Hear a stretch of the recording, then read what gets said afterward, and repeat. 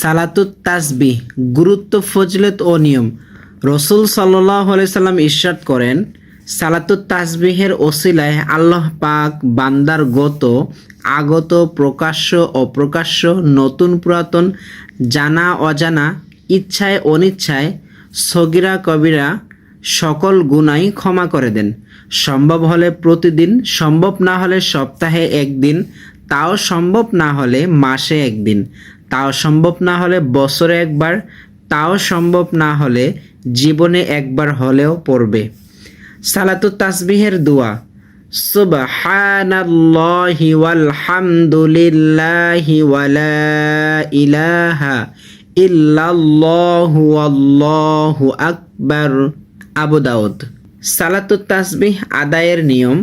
প্রথমে 4 রাকাত সালাতুত তাসবিহের নফল নিয়ত বাঁধবে, তারপর সানা পাঠ করবে। সূরা ফাতিহা এবং অন্য সূরা যখন পাঠ শেষ হবে তখন রুকুর পূর্বে উক্ত দোয়া 15 বার পাঠ করবে, অর্থাৎ এই দোয়াটা। তারপর রুকুতে গিয়ে রুকুর তাসবিহ সুবহানা রাব্বিয়াল আযীম পাঠ শেষে 10 বার। রুকু থেকে উঠে সামিআ আল্লাহু লিমান হামিদা পাঠ শেষে এবং রব্বানা লাকাল হামদ পাঠ শেষে 10 বার। অতঃপর সেজদায় গিয়ে সুবহানা রাব্বিয়াল আ'লা বলা শেষে 10 বার। সেজদা থেকে উঠে বসে 10 বার।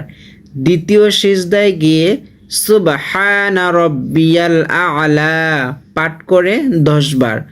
সেজদা থেকে উঠে বসে 10 বার। তারপর দ্বিতীয় রাকাতের জন্য দাঁড়িয়ে যাবে। প্রথম রাকাতে 75 বার হলো।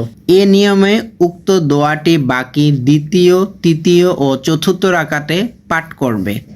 দ্বিতীয় রাকাতে সেজদা থেকে উঠে বসে 10 বার। অতঃপর আত্তাহিয়াতু পাঠ করে তৃতীয় রাকাতের জন্য দাঁড়িয়ে যাবে। দ্বিতীয় রাকাতেও 75 বার হলো। 75 75 150। তৃতীয় রাকাতে সেজদা থেকে উঠে বসে 10 বার পাঠ করে অতঃপর চতুর্থ রাকাতের জন্য দাঁড়িয়ে যাবে। তৃতীয় রাকাতেও 75 বার হলো। 3 75 225। চতুর্থ রাকাতে সেজদা থেকে উঠে বসে 10 বার। অতঃপর আত্তাহিয়াতু ও দরুদ শরীফ শেষে সালাম ফিরিয়ে চতুর্থ রাকাত পূর্ণ করবে। চতুর্থ রাকাতে 75 বার হলো। 4 রাকাতে 4 75 300 বার, সর্বমোট 300 বার হলো।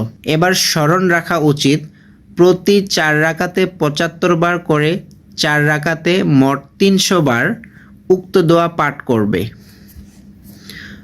সুতরাং 4 রাকাতে যদি 300 বারের সংখ্যা পূর্ণ হয়ে যায় তাহলে আল্লাহ চাহেতু সালাতুত তাসবিহের সওয়াব মিলবে। আর যদি 4 রাকাতে 300 বার এর সংখ্যা পূর্ণ না হয় তাহলে উক্ত নামাজ সাধারণ নফল নামাজ হিসেবে গণ্য হবে ও সওয়াব পাবে, সালাতুত তাসবিহ হিসেবে গণ্য হবে না। এবার জেনে নিই মাসআলা সম্পর্কে। উক্ত নামাজে তাসবিহ ছুটে গেলে অথবা কম হয়ে গেলে সেজদা সাহু ওয়াজিব হয় না, অর্থাৎ নামাজ ভুল হলে আমরা যে সাহু সেজদাটা দেই সেই সাহু সেজদাটা ওয়াজিব হয় না। মাসালা, উক্ত নামাজে কোনো কারণে সেজদা সাহু ওয়াজিব হয়ে গেলে উভয় সেজদা সাহুর আগে বা পরে তাসবিহ পাঠ করা হবে না। এরপর আরও মাসালা, যদি কোনো রুকুনে ভুলে তাসবিহ কম পড়া হলো অথবা একেবারেই পড়া হলো না তাহলে পরের রুকুনে আদায় করে নেবে। যেমন রুকুতে গিয়ে 10 বার তাসবিহ পড়তে ভুলে গেছে, অতঃপর সেজদায় গিয়ে স্মরণ হয়েছে, তাহলে সেজদায় পাঠ করে নিবে এবং সেজদায় 10 ও পাঠ করবে। উক্ত অবস্থায় সেজদায় 20 বার পাঠ করা হবে। আরও মাসালা জেনে নেই। উক্ত 4 রাকাতে যে সূরা মন চায় পাঠ করবে, এ নামাজের জন্য নির্দিষ্ট কোনো সূরা নেই। এভাবেই সালাতুত তাসবিহ নামাজ যদি আমরা আদায় করতে পারি ইনশাআল্লাহ আমাদের সালাতুত তাসবিহ নামাজ আল্লাহ তাআলা কবুল করে নেবেন।